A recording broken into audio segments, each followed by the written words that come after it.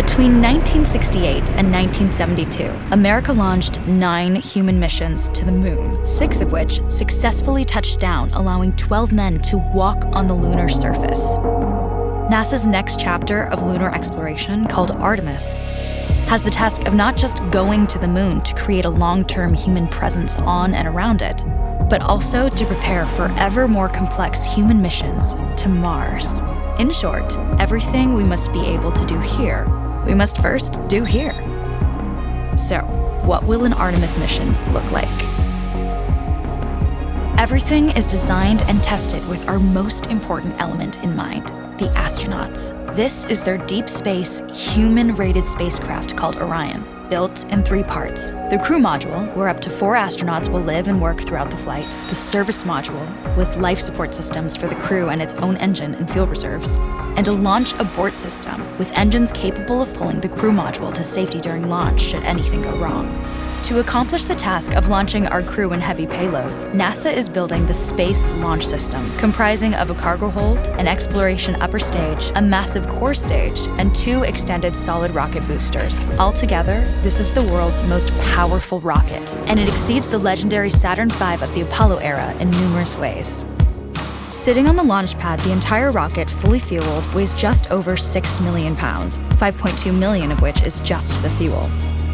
Once ignited, there is no stopping what comes next. All 4 RS-25 engines and the 2 solid rocket boosters come to life, thundering our crew upwards. 2 minutes after ignition, the solid rocket boosters are spent and released. 8 minutes after launch, the core stage is depleted and separated. The upper stage fires briefly, placing Orion into a parking orbit around the Earth. Here, the crew reconfigure the spacecraft and check systems to confirm everything is ready for deep space travel. With a go from mission control, the crew reignite the exploration upper stage engines to leave Earth entirely. The exact timing of this maneuver is critical to reach a speed that can escape Earth's gravitational pull, but also put Orion on a course that will intersect the moon days later. Once this burn is complete, the upper stage of the SLS is jettisoned and the crew aboard Orion coast for several days toward all that awaits them at the moon. Approaching the moon, we see the fundamental differences between Artemis and Apollo. Instead of requiring Orion to serve as an expendable lunar command module or to carry a constrained lunar lander, the Artemis missions will take advantage of a different approach: pre-staging. Everything needed for lunar missions will be positioned in advance by commercial and international partners. This includes rovers, science experiments, and human-rated systems on the surface. But it also includes a dedicated lunar station in orbit around the moon called Gateway. Here at this station, we can pre-stage a robust lunar lander and establish a strong communications relay. Designed with open standards, the Gateway can be expanded as new missions and partnerships develop, allowing multiple human missions on the moon at the same time and enabling ongoing science to be conducted even between human missions. The Gateway is also capable of adjusting its orbit to allow access to every part of the moon, something the Apollo missions could not do.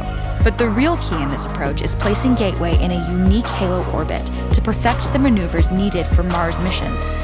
And with the growing list of commercial and international opportunities, Gateway is the ideal hub between Earth and all that lies beyond. Returning to our crew as they approach Gateway, the Orion must match the elliptical orbit of the station in order to successfully dock.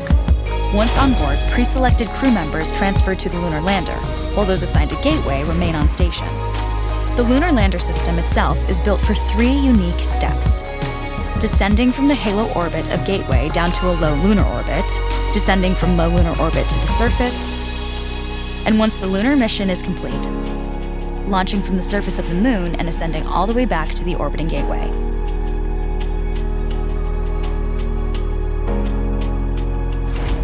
Once back aboard the Orion spacecraft and undocked from Gateway, the crew fire their engine once to break out of the halo orbit and once again to sling the spacecraft around the moon, placing it on a multi-day trajectory back towards Earth.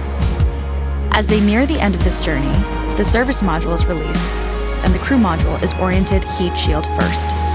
Entering Earth's atmosphere at 25,000 miles per hour, the friction of air slows Orion considerably, while also subjecting it to temperatures of 5,000 degrees.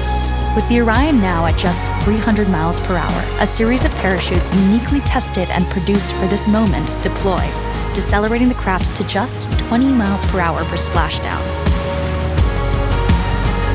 With each successful mission, Artemis ushers in the next wave of men and women to explore our moon and prove that together we are ready to go beyond.